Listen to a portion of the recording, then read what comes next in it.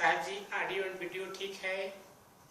हाँ सब बिल्कुल ठीक है साहेब बंदगी साहेब बंदगी साहेब यस्यानंद तरंग शीकर समा स्वादेन देवा समे आनंदाब्धि विगाहनं विदधते लोकाश्च मोदान्विता सत्ये सहसै सद्गुरुर्विजयते कारुण्यलीलाधरो हंसानां निजलोकदः सुखकरो बोधेन्दुरत्नाकरः यो ब्रह्माणं विदधाति पूर्वं यो वै वेदांश प्रणोति तस्मै तमहा देवामात्मबुद्धिप्रकाशं मुमुक्षुर्वै शरणमहं प्रपद्ये मुमुक्षुर्वै शरणमहं प्रपद्ये।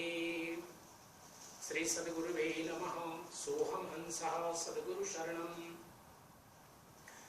हम सब के हृदय में विराजमान सत्य पुरुष परमात्मा सद्गुरु कबीर साहेब, हमारे परम आदरणीय महान साहेब और जूम के माध्यम से जितने भी हमारे आदरणीय महान साहेब भक्तगण जुड़े हुए हैं इस सत्संग कार्यक्रम में, सभी के लिए हमारे मॉरिशस के सभी महान साहेबों एवं भक्तों की ओर से 3 बार साहेब बंदगी साहेब बंदगी साहेब बंदगी।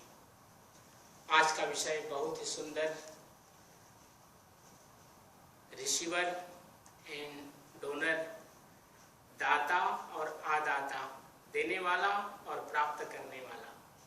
एक बहुत ही सुंदर विषय आदरणीय महान साहब जी ने रखा है और एक साखी जो हम सब लोग दोहरा रहे हैं इस चीज को, गुरु समान दाता नहीं याचक शिष्य समान, 3 लोक की संपदा सो गुरु दीना दान। श्री सद्गुरुवे नमः।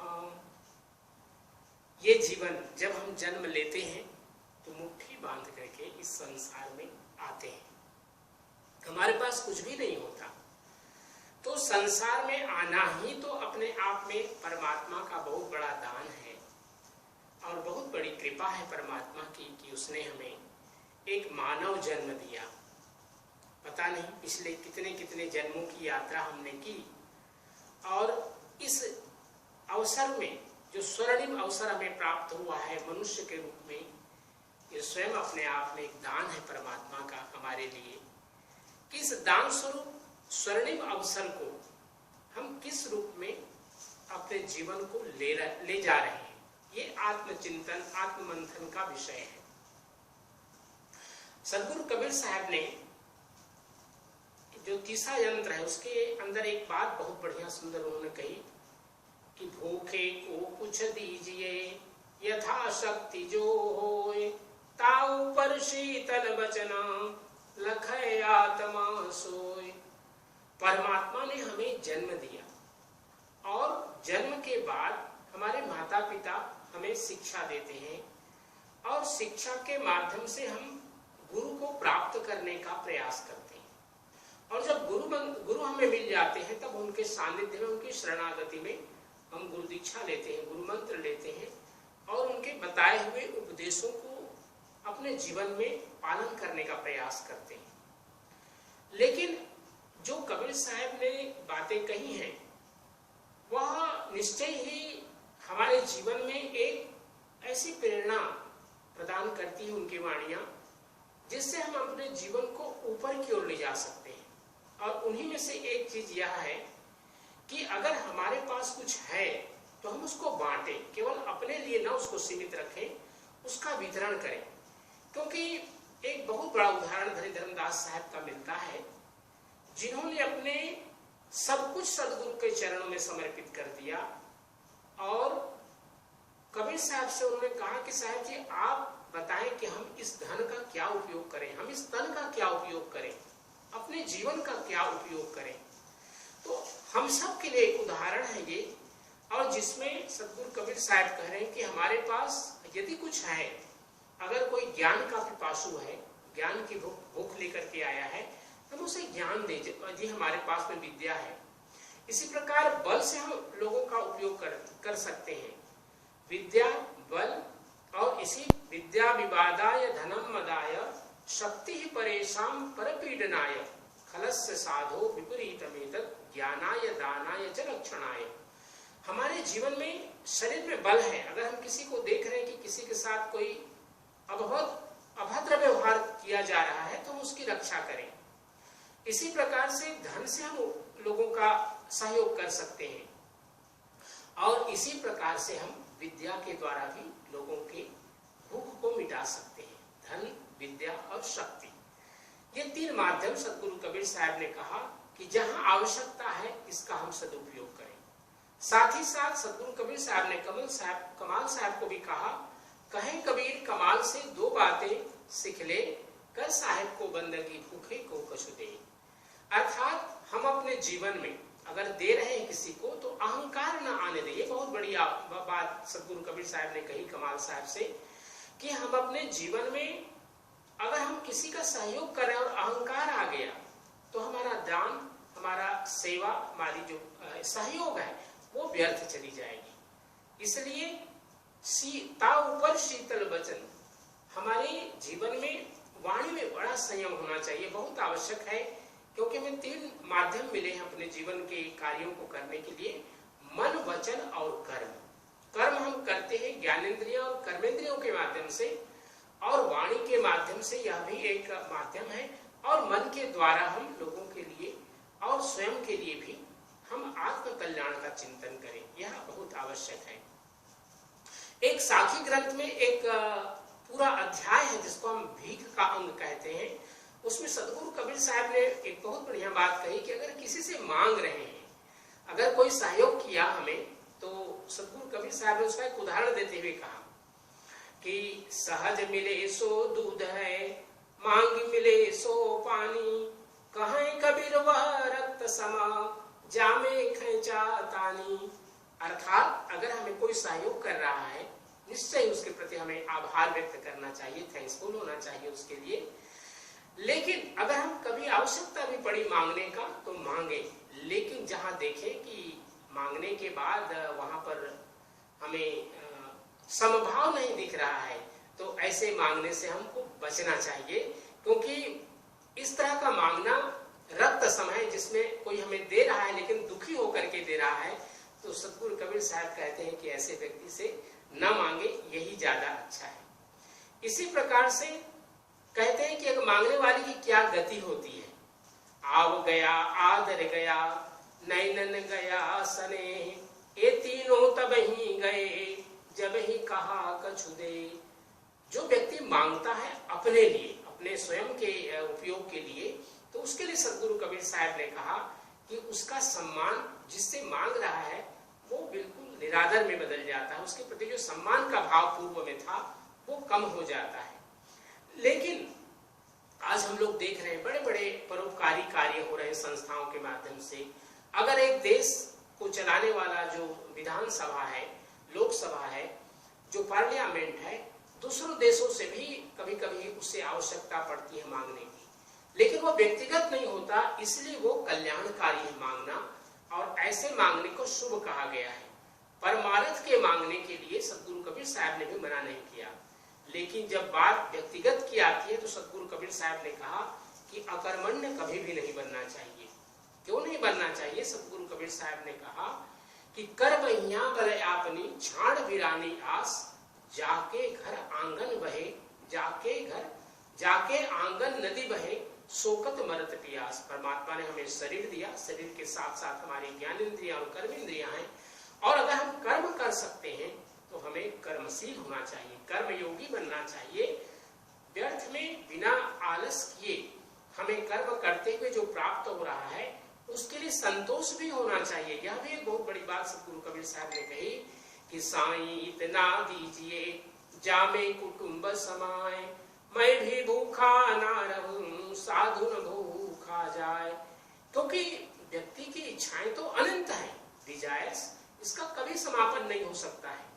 लेकिन अगर संतोष है तो संतोष के कारण व्यक्ति के जीवन में गोधन गज धन बाज धन और रतन धन खान, जब आवे संतोष धन सब धन धूरी समान।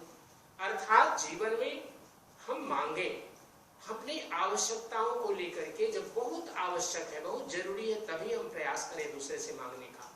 क्योंकि परमात्मा ने इस जीवन को जीने के लिए सब कुछ दिया है, और वो सबसे बड़ा क्या है, हमारी श्वासें जब तक चल रही हैं शरीर में, जब तक हमारी इंद्रियां काम कर रही हैं, हमें कर्मयोगी होकर के अपने लिए जो भी आवश्यकताएं हैं हम अपने कर्म करके पूर्ण कर सकते हैं।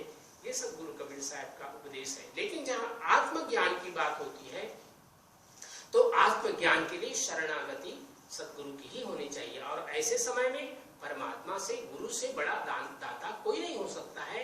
और जो शिष्य है उस समय वो सबसे बड़ा याचक है, मांगने वाला है, इसलिए उसको शरणागति में होना ये बहुत आवश्यक है। क्योंकि परमात्मा जो हमें ज्ञान देते हैं, भक्ति देते हैं, ये तीन लोगों की संपदा है, क्योंकि उसकी भी तुलना नहीं की जा सकती जो परमात्मा ने हमें दिया है, गुरु ने दिया है। क्योंकि गुरु के बताए हुए मार्ग पर चल करके ही एक व्यक्ति मोक्ष को प्राप्त कर सकता है, साधना के मार्ग पर चलते हुए सतलोक को प्राप्त कर सकता है और अपने जीवन को धन्य बना सकता है। तो यही उसकी सबसे बड़ी आवश्यकता है।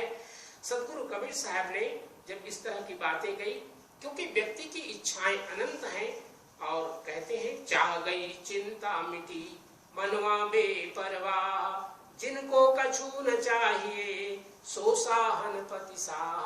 व्यक्ति के जीवन में अगर संतोष आ जाए तो वह व्यक्ति स्वयं अपने आप में पूर्ण हो जाता है। तो व्यक्ति के जीवन में, हम सबके जीवन में स्वास्थ्य रूपी धन है, और धन जिसके माध्यम से हम अपने जीवनचर्या चलाते हैं, और एक है आत्मधन। तो आत्मधन के लिए गुरु सबसे बड़ा दाता है। इसी प्रकार स्वास्थ्य के लिए जो हमारे, जिनके माध्यम से हम स्वास्थ्य प्राप्त कर सकते हैं, या योग के माध्यम से, या दवाई आदि के माध्यम से, तो ये सभी हमारे लिए दाता ही के समान है। और एक सबसे बड़ा दाता जिसे हम नहीं भूलना चाहिए वो हमारे माता पिता है, क्योंकि माता पिता ही प्रथम गुरु होते हैं, जो हमें सत्संग की ओर ले जाते हैं, गुरु के चरणों तक पहुंचाते हैं, और इस माध्यम से हम इस संसार के जो हमारे कर्म हैं, हमारे लक्ष्य हैं, धर्म अर्थ काम मोक्ष, सबको हम प्राप्त कर पाते हैं। तो आज इस विषय पर थोड़ी सी चर्चा करने का हमें सौभाग्य प्राप्त हुआ। हम धन्यवाद देते हैं परम आदरणीय महंत साहब को। आने वाले नव वर्ष 2024 के लिए आप सभी, हमारे जितने भी इस समय जुड़े हुए लोग हैं, सभी के लिए शुभकामना करते हुए पुनः आप सबके लिए सादर साहे बंदगी, साहे बंदगी, साहे बंदगी।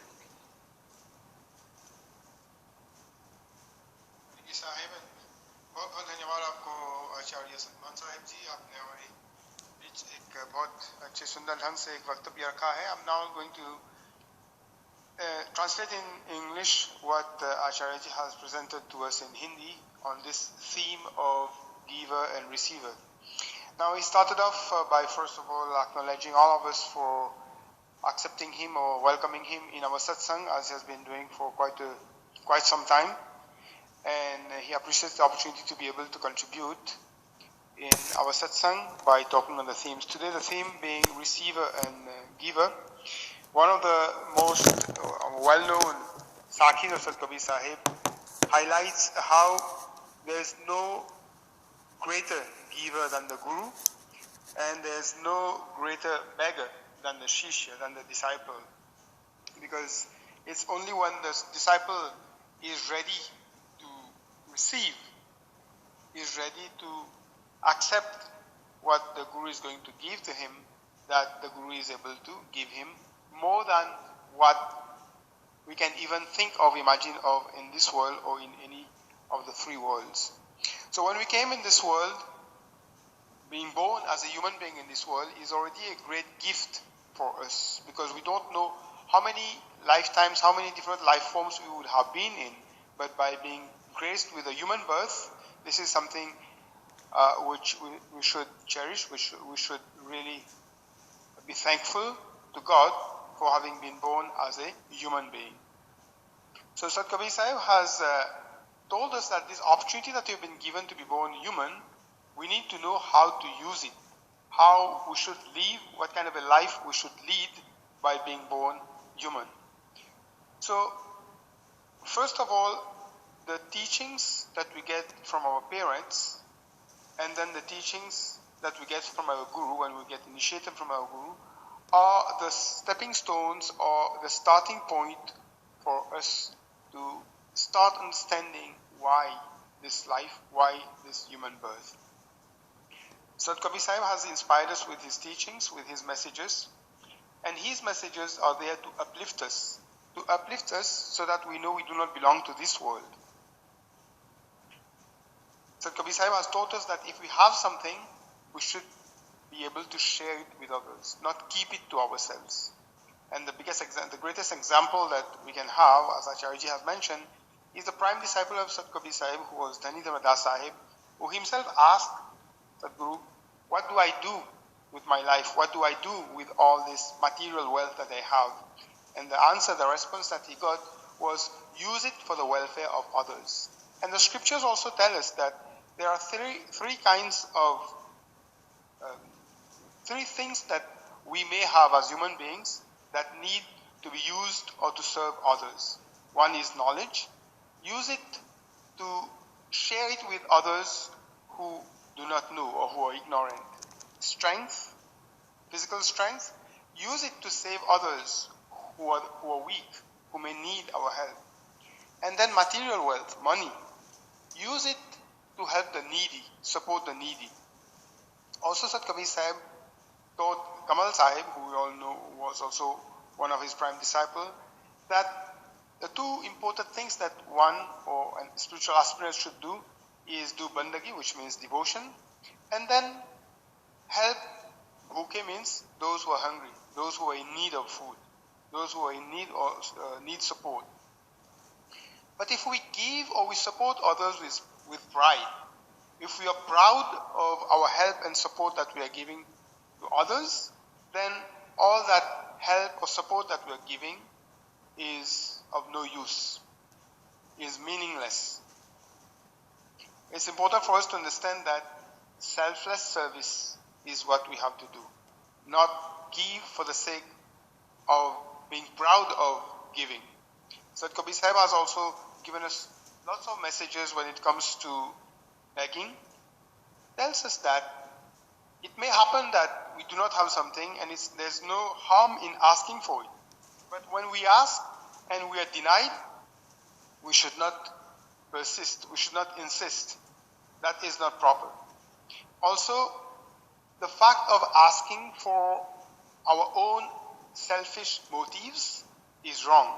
But when we are asking for the benefit of everyone, then that is something which is more meaningful. It also happens, we all know that between nations, between countries, there are lots of help that goes. Countries help each other whenever the need is felt. And that kind of help is good because it's a collective way of helping the population, the nation, the people of the countries where that help is going. It's not for the individual, to help somebody individually. It's for a collective purpose. So all these kinds of welfare, all these kinds of help and support that we do, which leads to progress of others, is a yes. But if we are doing it on an individual basis, then it's more kind of a selfish objective. We all need to know also that we have a need to do karma. We have been given three means of doing them: by way of our thoughts, by way of our speech, and by way of our actions. If we apply ourselves in all three modes that we have been given, which unfortunately is not given to all other living beings, then we would be doing justice to this human birth that we have been given. So first thing also we have to understand that when we are born, we are already been given everything. It's for us to be able to use it, to use what we've been given. The most important is the breath that we have been graced with, how we use our breath and our senses for the betterment of others. When it comes to Atma Gyan, knowledge of the self, of our true self, there's no one else than the Guru who can teach us that, from whom we can receive that knowledge. So that's something that we have to understand. So on The spiritual front, if we want, is more kind of the guru who is the giver, and we as a beggar, as someone who knows that we do not know anything, we have to go to him to be able to obtain, to be able to acquire that knowledge. Only by walking this path of spirituality can we attain the purpose for which we have come in this world. Otherwise, we will just be wandering again and again in this cycle of birth and rebirth without attaining our final destination, ultimate destination. Santoshadhan, which means contentment, is highest among all types of wealth or whatever we can have in this world. So health is one among them as well. If we are not healthy, how can we be content? So fulfillment happens when we are able to be healthy, which once again is something that we are graced with by the Lord. So we can only fulfill ourselves when we have attained santushti, which means contentment. We have to be grateful to our mother and father who are the instruments through whom we have come in this world. We have to be grateful to our guru who leads us on the right path, and this is how we are able to attain all the objectives for which we have come in this world. And then Acharyaji has also wished all of us Happy New Year for the coming New Year 2024, and he has given us his best wishes for a happy start to the new year and a happy end to this year. So we are very thankful to him. I would now like to request